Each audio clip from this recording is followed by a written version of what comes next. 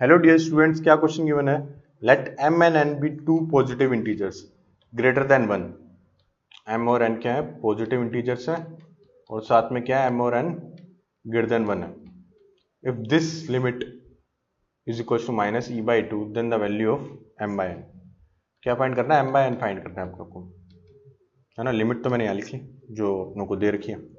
अब देखो मैं क्या कर रहा हूँ, limit alpha tends to zero लिखा हुआ है, मैं ई कॉमन आउट ले रहा हूं तो यहाँ क्या बन रहा है? E into E power cos of alpha power N minus one upon alpha power M.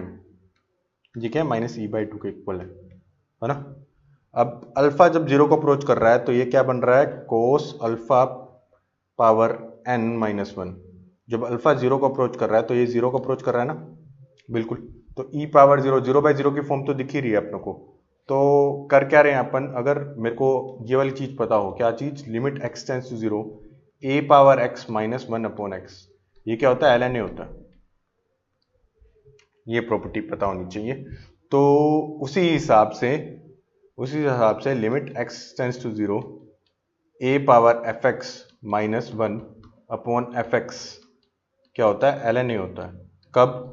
जब x टेंस टू जीरो पे एफ एक्स टेंड कर रहा हो जीरो को, है ना।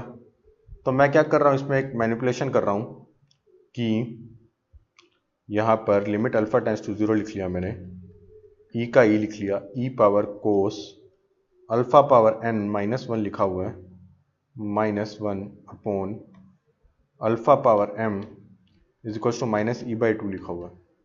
अब क्या कर रहा हूं, यहां पर जब अल्फा टेंस टू जीरो कर रहा हूं तो ये ऊपर ये वाली टर्म जीरो को जा रही थी, है ना।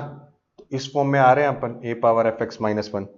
तो नीचे एफ एक्स लिख दूं, यहां पर तो क्या लिख दूं? Cos of alpha power N minus one लिख दूं। डिवाइड करा तो मल्टीप्लाई भी करना पड़ेगा, तो cos of alpha power N minus one ये लिख दिया। तो इस वजह से क्या हुआ, इसकी लिमिट क्या होगी? इसकी पूरी लिमिट क्या होगी? एल एन ई हो चुकी है। तो limit alpha tends to zero e into l n e into cos alpha power N minus one upon alpha power m बना अपना, is equal to minus E by two. अब देखो क्या कर सकते हैं, limit alpha tends to zero क्या कर रहे हैं? इस ई से इस ई को कैंसिल आउट कर रहे हैं। एल एन ई की वैल्यू वन होती है, तो cos alpha power N minus one, cos alpha power N minus one upon alpha power m. Right hand side क्या बच गया? ई से ई कैंसिल हो जाए तो माइनस वन बाई टू का इक्वल हो चुका है, ये आ चुका है। अब क्या कह सकते हैं, कुछ ध्यान आ रहा है अपनों को कि कोस की टर्म्स में एक लिमिट होती है, limit alpha tends to zero one minus cos x upon x square क्या होता है? वन बाई टू होता है, ये याद है ना अपनों को, है ना। तो ये क्या लिखा, इसको अगर मैं माइनस वन से मल्टीप्लाई कर दूं तो limit alpha tends to zero one minus cos alpha power n upon alpha power m one by two के बराबर लिखा हुआ है ना, यही तो लिखा हुआ है। तो देखें तो यही फॉर्म में और यही फॉर्म में सेम बात है ना। तो यहां से अपन क्या कंपेयर करके कह सकते हैं, इन दोनों, इसको और इसको कंपेयर करके क्या कह सकते हैं? अल्फा पावर एन क्या हो जाए? एक्स हो जाए, और अल्फा पावर एम क्या हो जाए? एक्स स्क्वायर हो जाए।